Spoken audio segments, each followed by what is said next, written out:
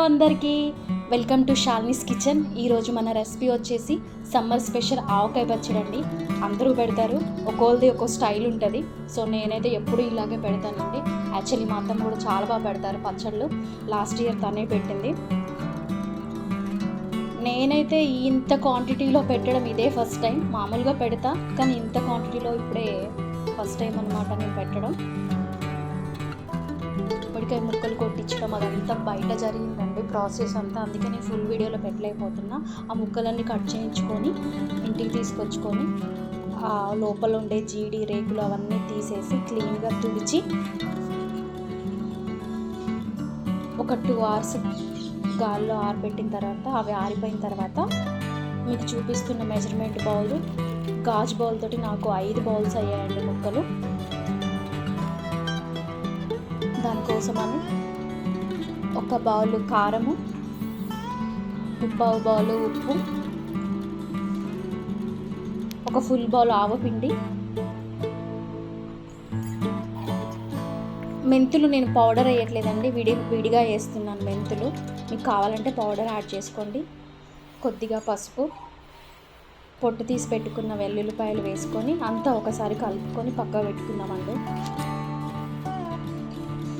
ఇప్పుడు ఆరబెట్టుకున్న మామిడికాయ ముక్కల్ని ఒక గిన్నెలో వేసుకొని కొంచెం వెల్లుల్లిపాయ పేస్ట్ కచ్చాపచ్చా దంచుకొని దాంట్లో వేసి కలుపుకొని కొద్దిగా ఆయిల్ వేసుకుంటూ ముక్కలకి పట్టించుకోవాలండి. ఆయిల్ అంతా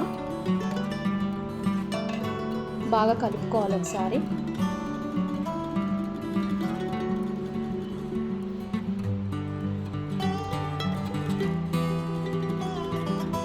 ఇప్పుడు ముందుగానే మనం కలిపి పెట్టుకున్న కారాన్ని కొద్దిగా వేసుకుంటూ కలుపుకోవాలండి.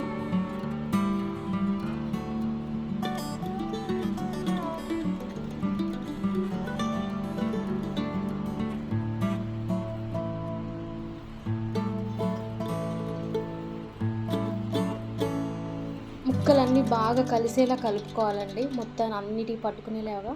ఇప్పుడు మిగతాది కూడా వేసుకొని మిగిలిపోయిన ఆయిల్ కూడా వేసుకొని అంతా ఒక ముద్దలా కలిపేసుకోవాలండి.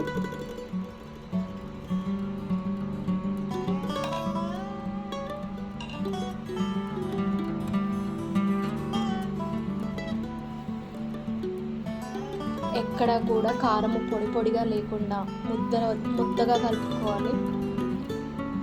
నేను ముక్కలు కొట్టించేటప్పుడే పక్కన జాడీల షాప్ ఉండే ఒక చిన్న జాడీ తీసుకున్నాను అక్కడే. అది ఇంటికి తీసుకొచ్చుకొని శుభ్రంగా వాష్ చేసుకొని ఒక పొడి బట్టతో తుడిచేసి ఫ్యాన్ గాలికి ఆరబెట్టానండి. ఇప్పుడు జాడీలో కొద్దిగా అడుగున ఆయిల్ వేసుకొని మనం ముందుగానే కలిపి పెట్టుకున్న ముక్కలన్నిటిని ఇప్పుడు జాడీలో వేసుకొని నీట్గా ఈవెన్గా సర్దుకోవాలండి.